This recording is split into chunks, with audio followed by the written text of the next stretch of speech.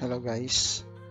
So this time ituturo ko sa inyo paano mag-book ng or mag-appoint ng PRC ID if you are a newly passer or a newly board passer. Then you have to follow the following steps to get an appointment to get your PRC ID. Okay? So ang una natin gagawin is to search Leris. So since Leris is very common, so once na-click nyo yung Leris PRC, so makikita nyo to. So it will directly go to the site of PRC. Okay, so makikita nyo dyan, may nakalagin na po yung account ko. So click muna natin to, log out muna natin para ma-follow nyo yung steps kung paano pumasok. So since I have my account, so click lang natin itong login. Tapos I am not a robot, so click lang natin yan, check natin. Tapos sign in, so makikita nyo dito login in. So ito na po yung makikita nyo after mag sign in. So after that, click natin yung nasa upper right portion, select transaction. Okay, click natin select transaction, and then antayin muna natin kasi loading. So ito, proceed lang natin. So makikita nyo dito, select transaction, maraming choices na pipiliin nyo. Examination, ito ay kung magti-take kayo ng exam. Initial registration, renewal, duplicate, certification, EOS, Asian Professional Application for Accreditation. So ang gagawin natin is for initial registration. Ito ay para kukuha ng PRC ID. Okay? Initial registration. So ito yung initial registration natin. Hanapin natin yung course natin dito or profession, that is professional teacher. So ito, professional teacher. After that, yung NOA number ninyo. So again, yung NOA number, then proceed nyo yung icon na click nyo yung proceed na icon. After nyan, okay, so ito yung bubungad, redirecting, please wait. So maglo-loading yan until ma-reach nyo yung or pupunta kayo dito. Okay, appointment slots are free. But take note guys na meron pa rin kayong babayaran.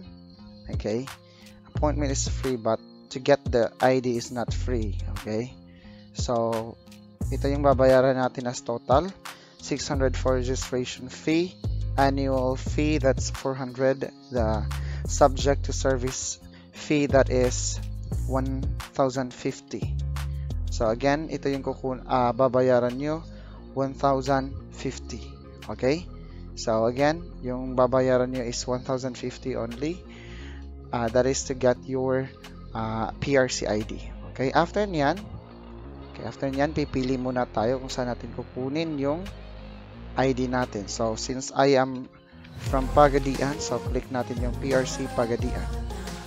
So after nyan, ito yung makikita nyo.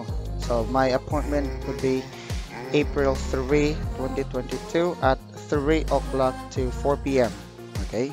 So since I am not available at this time, so click natin itong reschedule. So again, once di kayo available sa given schedule, so click nyo lang tong reschedule. Okay, so sa baba niyan makikita nyo. So dito pipili kayo ng appointment date. So yung available time ko would be April 22, that's 8 to 9 a.m. Okay? Kasi nga conflict to my work. So that is also conflict to my work. So click natin tong confirm after putting your reason. So click natin tong confirm. So after nyan, ito yung reschedule date mo, April 22, 2022. That's 8 a.m. to 9 a.m. So yung babayaran mo would be 1,050. Okay? So click natin tong proceed. Alright, now click natin tong proceed. Antayin lang natin guys. Kasi naglo-loading pa siya. So to complete the transaction, please choose payment. So dito tayo sa GCash magbabayad. Okay? Okay, ito na guys.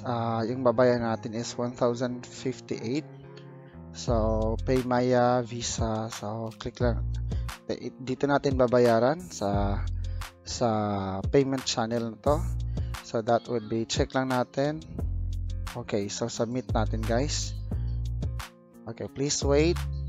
We redirect. Okay, so dito natin makikita, guys. So, yung gagawin ko is sa GCash ako magbabayad. So, click lang natin yung GCash. Okay, once again, since sa GCash ako magbabayad, click natin yung GCash. Ito yung lalabas. So, yan yung GCash number ko. So, click natin next. Tapos, yung isi-send ng GCash na code para makapasok sa ating GCash account. So,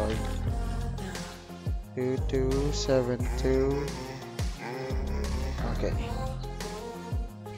So, GCash pin natin. One more time. Okay, so GCash pin yun na. So, ito yung babayaran natin. So, click na natin yung pay 1,058 pesos.